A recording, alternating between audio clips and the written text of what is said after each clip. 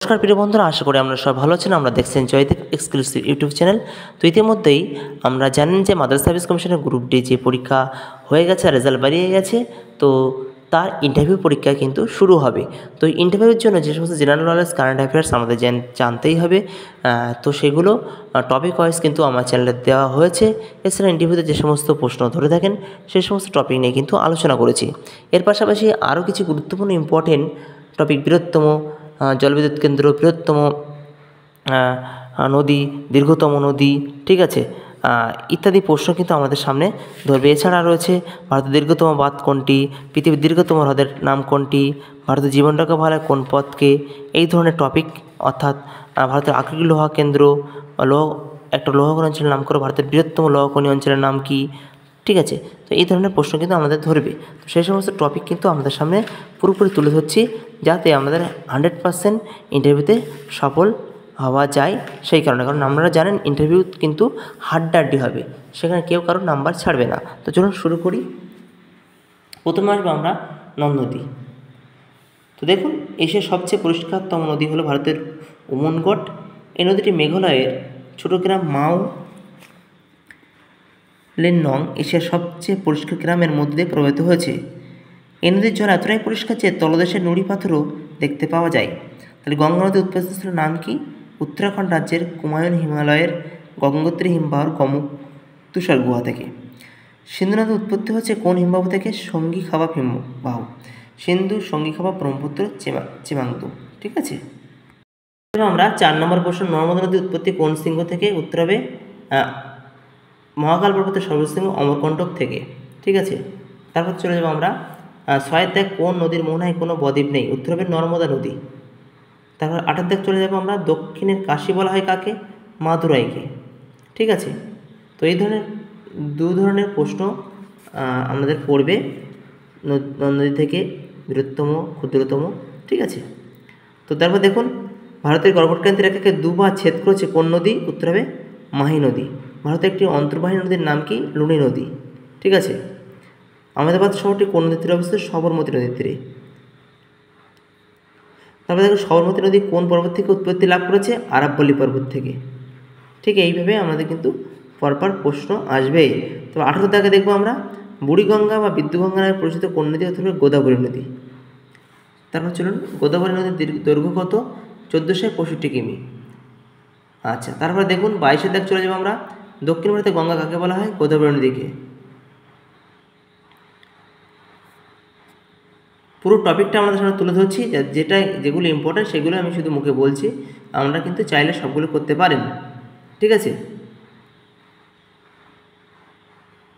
তারপর দেখুন 33 দাগ চলে যাবো আমরা, গঙ্গা নদীর মোট দৈর্ঘ্য কত কিমি ভারতে প্রবাহিত হয়েছে?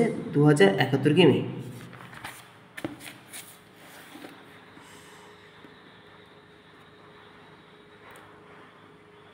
তারপর 37 দাগ চলে যাবে, শ্রীনগর কোন নদীর তীরবর্তী শহর? বিতস্তা নদীর তীরে, ঠিক আছে। তারপর 41 দাগ চলে যাব, পশ্চিমবঙ্গের 83 নদী কাকে বলা হয়? তিস্তা। তারপর 44 দাগ চলে যাব, ক্যানিং কোন নদীর তীরে অবস্থিত? মাতলা। 35 দাগ চলে যাব, মুন্ডেশ্বরী কোন নদীর শাখা নদী? দামোদর।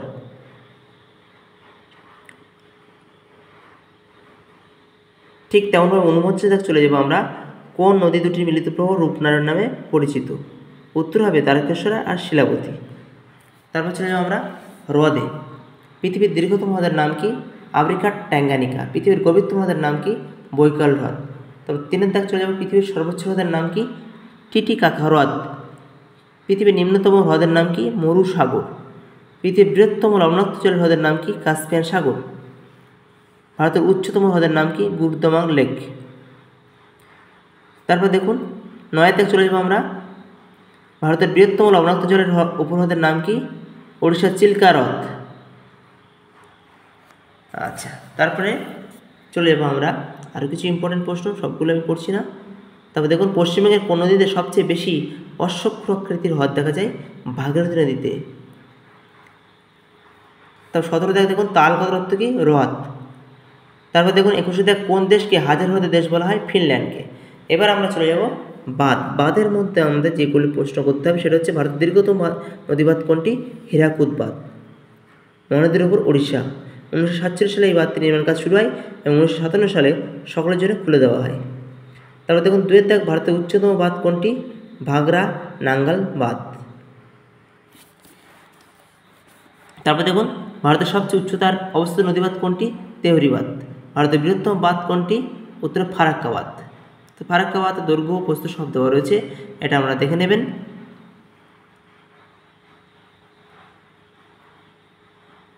তারপরে আমরা আস্তে আস্তে পরের টপিকে যাব। চলুন পরের টপিকে যাই।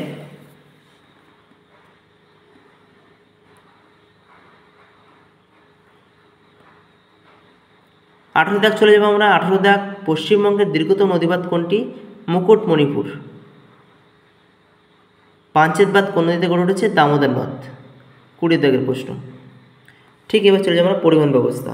ভারতের জীবনরেখা বলা হয় কোন পথকে? রেলপথকে। বিশ্বের যাত্রী বহন পণ্য পরিবহনে ভারতের রেলপথের স্থান কত? প্রথম ও চতুর্থ। ভারতের দীর্ঘতম ও ক্ষুদ্রতম রেলপথ অঞ্চলের নাম কি? উত্তর রেল দীর্ঘতম, পূর্ব রেল সদর কলকাতা ক্ষুদ্রতম। তারপর দেখুন 7 দাগ, ভারতের রেলের সদর দপ্তর কোথায়? দিল্লিতে অবস্থিত। ভারতের কটি শহরে মেট্রো রেল ব্যবস্থা চালু আছে? 20টি। ঠিক আছে, আচ্ছা। তারপর দেখুন 11 দাগ, ভারতের দীর্ঘতম জাতীয় সড়কের নাম কি? NH-44। 14 দাগ দেখো, ভারতের ক্ষুদ্রতম সড়কপথ কোনটি? NH-966B।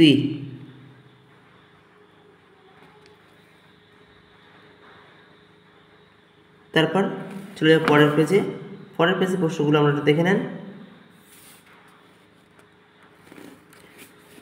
29 দাগ দেখে নেব, ভারতের কোন পথকে উন্নয়নের জীবনরেখা বলা হয়? জলপথকে।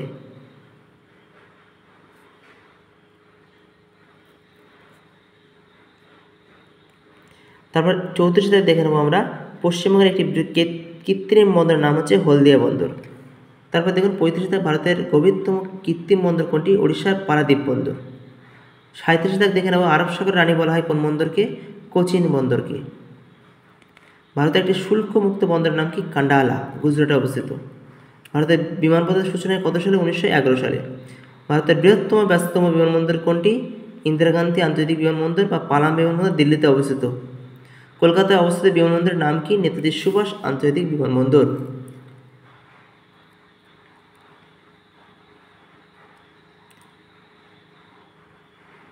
তারপর 51 দাগ দেখে নেব, ভারতের দীর্ঘতম ট্রেনের নাম কি? প্রয়াগরাজ এক্সপ্রেস।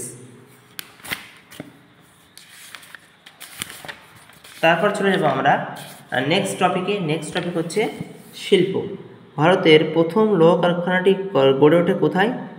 কত সালে? তামিলনাড়ু পটুনামিতে 1830 সালে। তারপর চলে যাব আমরা 3 দাগ, টিস্কো কত সালে উৎপাদন হয়? 1911 সালে। ঠিক আছে,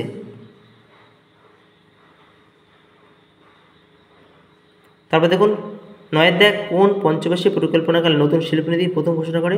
দ্বিতীয় পঞ্চবার্ষিক পরিকল্পনা। তারপর চলুন আমরা যাই।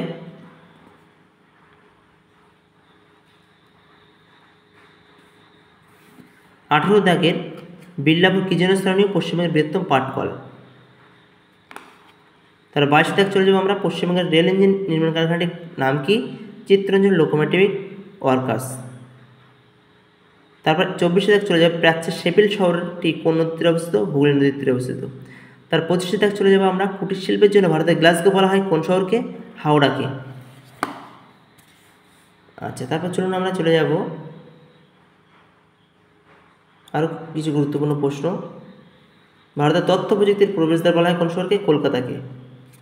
তারপর 37 দাগ দেখে নেব, ভারতের রুট বলা হয় কোন শহরকে? দুর্গাপুরকে। তাহলে ভারতের টেক সিটি বলা হয় কোন শহরকে? 40 দাগের প্রশ্ন হচ্ছে পুনে।